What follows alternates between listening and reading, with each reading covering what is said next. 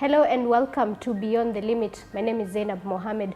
Today on this episode, we are here at Action Foundation, a non-governmental organization that deals with disability inclusion, specifically for children, women, and girls. June, thank you so much for joining us. I'll let you introduce yourself. Thank you, Zainab, for having me. My name is June Omune. I'm the Development Director at the Action Foundation. The Action Foundation is a Kenyan NGO that's women-led, and we started in 2009. And we work with children, women, and girls with disabilities in marginalized communities. And what we're really after is to have them have a fulfilling, thriving life. So our mission is to build inclusive and resilient communities where children, women, and girls with disabilities thrive. And we hope to see an Africa where all children with disabilities are able to achieve their potential. And we're just happy that in our own little way we're able to bring inclusion closer to our communities and make life awesome for everyone involved. June, why specifically disability inclusion? Why not any other area? I mean, this starts from the story of our founder and executive director. She volunteered with the Special Olympics in Kenya while she was on campus.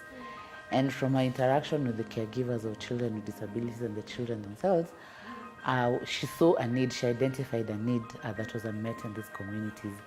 And she thought that with support, these children can lead thriving lives and caregivers can get support around caring for their children. And so with a few of our friends, they started holding regular outreaches really in Kibra to just have a space where the caregivers and the children could come, have a support group, talk to each other, and the children would get basic access to therapy and nutrition counseling. And so over time, this then grew to be larger than life.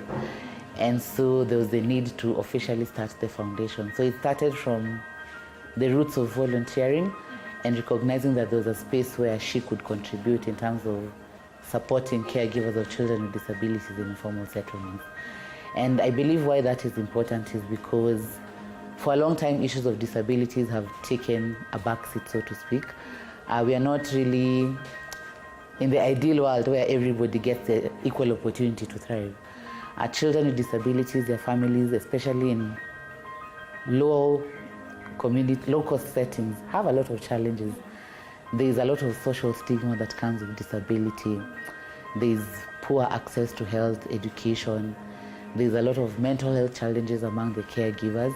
And so the Action Foundation is really about how do we address these issues in a holistic manner, because what we've learned over time is the fact that you cannot handle one and leave the other. For a child with disability to get quality care, the caregiver has to have the right mindset.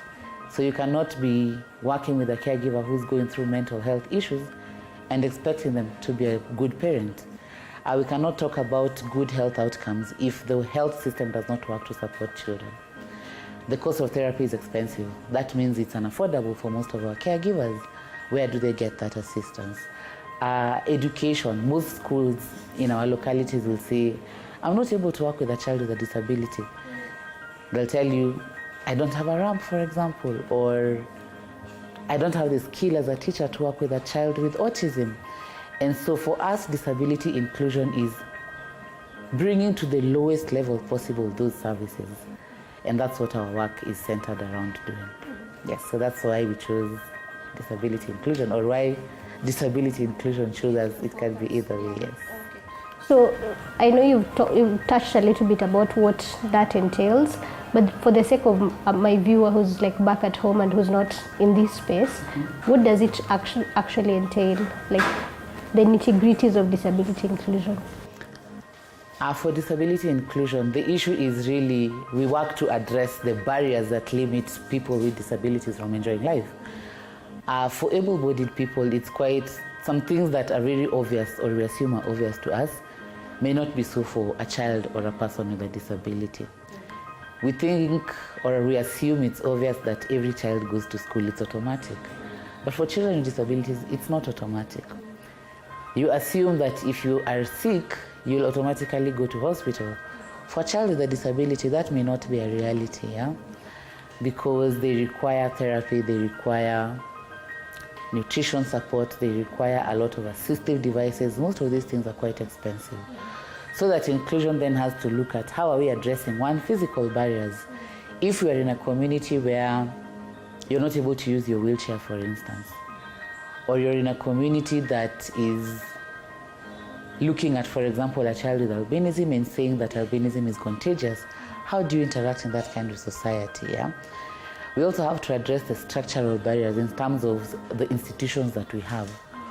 Why do we have schools that are still telling caregivers of children with disabilities, I cannot admit your child because I don't have the skilled personnel who will be able to care for your child and give them experiential learning. So disability inclusion is about breaking down those barriers. The physical, the attitude, and the systems in terms of the institutions that we have. Because then and only then we'll be able to achieve inclusion. Because if we address the barriers, it means everybody can access the services. They have an equal chance at success, just like all of us. Yes. So for example, you've talked about a child with disability who cannot access medical services.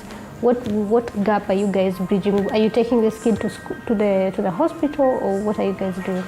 Thank you for that question. So I'll answer it by talking about the work that we do. And so originally the Action Foundation started working with children and their caregivers. So our nurturing care program, which we call Tunza, and we know Tunza is about caring for someone.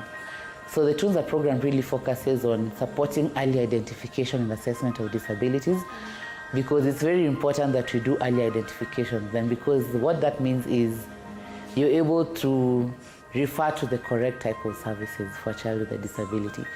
So in that programming, once we've done early identification, we do assessment for disability. So to give an example, you could be in a community, you're a teacher, you're a CHV, you're a parent, and you realize the child is maybe not attaining a certain developmental milestone. Maybe they've not crawled when children are supposed to crawl, for instance, or they can't hear well, or they're not able to, the eye movement is not, the normal way we are told it's supposed to be, or you're seeing that they are experiencing certain challenges around mobility. So that's an identification. But for you to be very sure that what is the challenge here, you need to go for a proper medical assessment from professionals who then say that this child could be visually impaired, or this child could be having cerebral palsy. And so once you're able to do that and do it early, the next thing we do is provide intervention services. What does intervention mean? A child who has cerebral palsy, who are the majority of our children in our centers, needs therapy. They need occupational therapy. So we provide those services in 4 of our centers in Kibera, Kawangware, Mathare, and Nakuru. For this child to be able to be supported over and above coming to a therapy center, which provides no-cost services, they also need support in terms of the environment they live in. That means you have to support the caregiver to be responsive to the needs of the child. They need a lot of capacity strengthening in that area. It's not that you're going, sometimes we say, when a mother is expecting a child, you don't sit down and imagine, for instance, that you can have a child with a disability. Or rather, we don't go through the mental preparation that you could have a child and it can go either way. Yeah? Your child can be born able-bodied, but they can also be born with a disability. So when this happens to a lot of caregivers, they go through a lot of shock. And then there comes the isolation. You have to care for this child by yourself. Just as you're shocked, society is also looking at it as, why is this happening? So there's a lot of support that is required in terms of walking the journey with the caregiver to get them to the point where we accept that the child has a disability, because once the parent has accepted, they're able to take the child for the required interventions. I'll go and get that assessment as a parent. I'll go get the occupational or physiotherapy that the child requires, and this then helps the child to acquire the developmental milestones. Not when they should acquire it, but when they will acquire it, because it's about individualizing the journey of every child. I may not walk today, but I'll walk 1 year from now. I may not attain my nutrition outcomes today, but over time, because we are consistent with our interventions, then we'll be able to achieve that goal. So that's what we do in terms of filling the gap because we realize that is where I think the narrative starts to shift. Because if you start from when a child is young, it means as they grow older, you see that they'll be able to go into school, they'll be able to be productive citizens, but it starts from when they're young. It's very hard to start managing a disability when it has advanced. So early identification is very, very key, and that is one of the gaps we fill with our health program.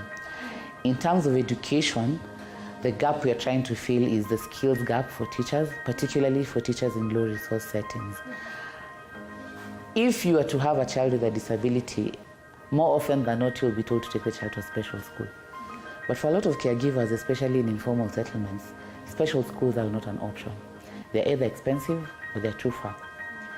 And so how we then see ourselves solving this problem is saying, how can we build the capacity of local schools to be able to enroll children with disabilities? It's near my house. It's not hectic for me to carry my baby. It's not difficult for my baby to walk to school.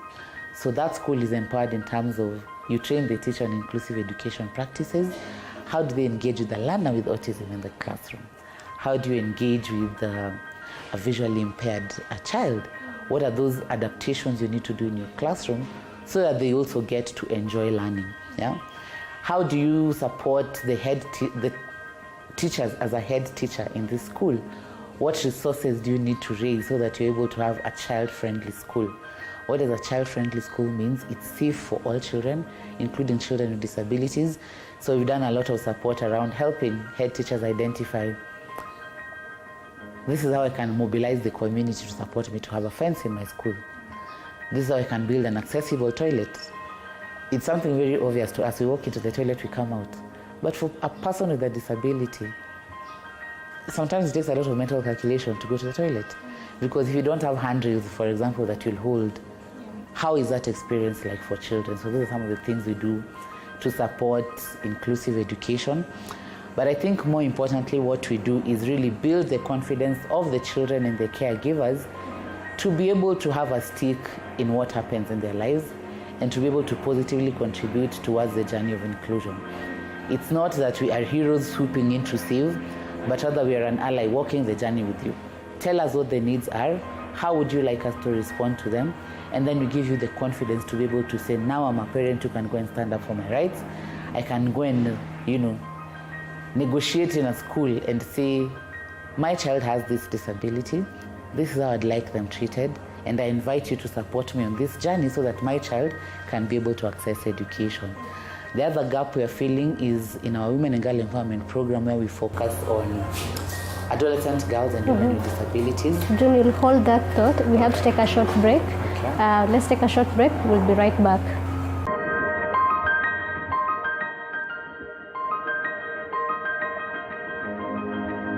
You are watching TV 47, the home of untold stories.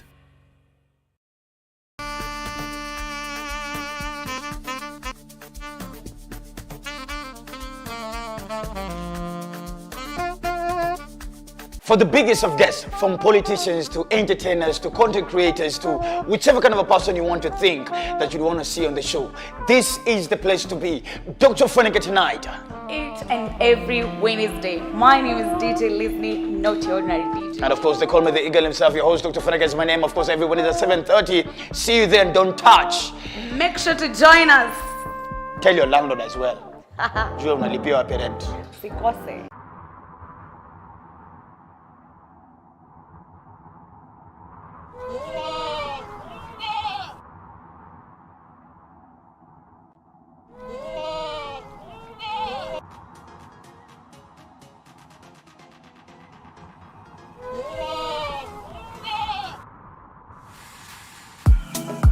From politics, health, cooking, relationships, and entertainment, join Linda Alela every weekday from 6 a.m. to 9:30 a.m. only on Morning Cafe.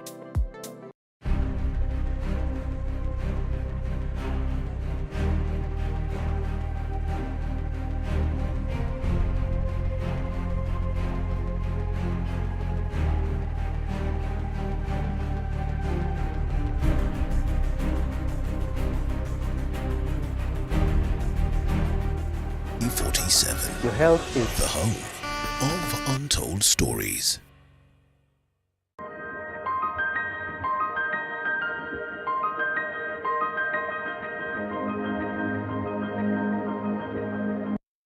Welcome back. June, before the break, you were telling me about some of the gaps you as an organization try to fill. But I want to know from where you sit and over the years of working in that space, what does the landscape look like in terms of disability inclusion? Wow, that's an interesting question. I think as a country, we have made good progress in terms of driving inclusion or driving the participation of people with disabilities. Kenya, I think, is one of the countries that is very deliberate about its commitments around disability. So we do have very good laws and policies that then support inclusion.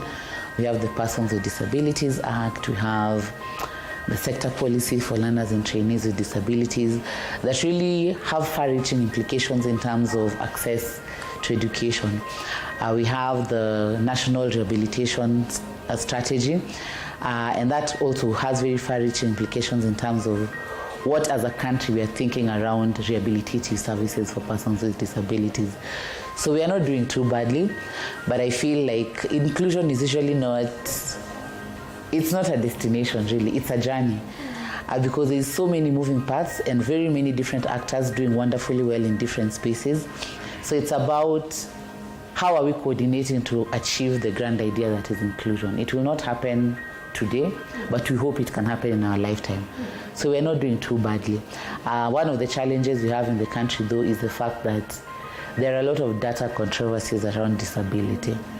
So it's very hard to put a specific figure, for instance, on how many people with disabilities are there, how many children with disabilities are there.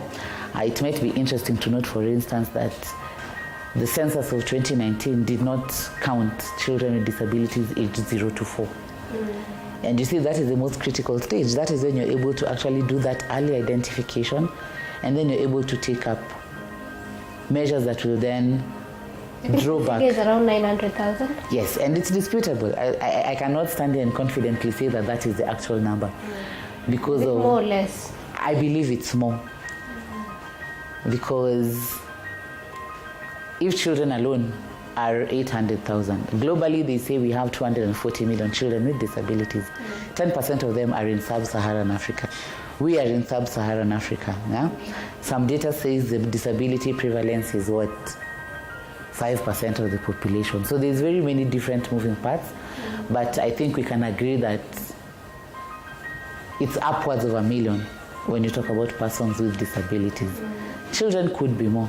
If you're not counting 0 to 4, yet children are born every day in this country, yeah? And not all of them are born able-bodied. So it's very important for us to, I think, in a way that will move the inclusion agenda forward in concrete ways, we need to sort out our data controversies so that once we know for sure that we're working with this number of people, we're able to do a lot of programming that then supports them to thrive, because that's the idea. How do we support them to thrive? Earlier on, you had mentioned a little bit about the programs you guys do, like, was it Tunza? Yes. But could you tell us a little bit more about the programs that you do? So we do run 3 programs. As I alluded to earlier, we have Tunza, which focuses on children in their early years. And we do a lot of early identification and assessments. We do direct service provision in terms of therapy services. We also support caregivers. We have a very good responsive caregiving curriculum that we take our parents through. So we support them in terms of how to understand the child's disability, how to deal with mental health challenges that come with caring for the child, how do you do your early identification, where can you get these services, what are the referral networks. Another topic is child rights. So just really focusing on how do we nurture a child. Yeah? And so we've aligned that work to a global framework that identified 5 key components that then are the building blocks towards a child's development. So good health, good nutrition, opportunities for early learning, responsive care, and child protection, because our kids need to be safe. They need to eat, they need to go to school, or they need to learn. They also need responsive parents, parents who understand the child at their level. Yeah? A parent who's able to provide within their means the best care possible for their child. And you also need a child who's healthy, who's eating well, who's eating the right things at the right time. So that's what we do in our Tunza programming. And we partner a lot with the government, with different sectors within government, because we realize achieving inclusion is not a one-man sport. So we are very keen on pursuing active partnerships both within and without, outside and inside government. Yes. Then the other program we do is inclusive education, which really just focuses on quality education for children with disabilities in their early years. Early years is from PP1 all through to grade 3, but we do also have a component around preparing the children for school. So what happens at home in terms of learning? What does that look like? So some bits of what we've been able to do here is we've engaged a lot of fathers of children with disabilities. You know, traditionally when you hear about caregiving, we always automatically think of mothers. But we are of a different opinion. We believe all parents can contribute, and especially for children with disabilities, just because of the complexities of having to care for a child with disability, it has to be a team sport. And so we've engaged fathers. We have about 127 fathers of children with disabilities in our network now. And this is... And are they responsive? Yes, absolutely. They're very responsive. Actually, the 127 we're talking about are not fathers that we actively went and sought out to recruit. It was a referral. Initially, when we started about 3 years ago, we had a specific program that sought out to target fathers. And at the very initial stages, we only had 9 who were regular participants. We had just about 9 who were regular participants, and following the successes of our program with them and a lot of engagement, a lot of positive reinforcements, we have grown to a community of 127 who are very present in their children's lives. They call each other and they say, look, we are the fathers, we're here to support our moms. We want our children to love us just as much as they love their mothers. And so that has been one of the, I think for me, that is one of the things that has really stuck out for me in terms of the work that we do. The fact that we are proving to people that fathers can be responsive parents and that we can share the burden of caregiving, and it's doable. And fathers want it. It's not that they do not want to. The issue really is... So it's just a perception? It's just a perception. Okay. They do want in, and in fact they're usually very excited. I can now play with my child, you know, and we're having fun. Okay. We are doing a simple activity as brushing our teeth, and like my kid feels like I am loved, I am valued. And so even it's building their confidence in terms of a good parent. And so you're hearing their wives saying, we quarrel less. I feel very supported. I feel very loved. So even something that we did not intend to happen is happening. So we are creating stronger families. And that is what we need so that our children with disabilities can thrive. Yes. So that's Tunza, there's Somesha. And then the final one is Ibuka, which is the Women and Girl Empowerment Program. Here, we realize that over the life cycle of children and children with disabilities, when girls get to adolescence, they go through the same things we go through. The only difference is that they now have a disability and they're coming from a marginalized community. So those different complexities play out to give them a very murky undertaking to be a teenager. And so what our program does is it runs a peer mentorship model that links our girls with older women with disabilities to sort of walk the journey with them, tell them, look, I've been here, I was once young. These are the challenges I went through.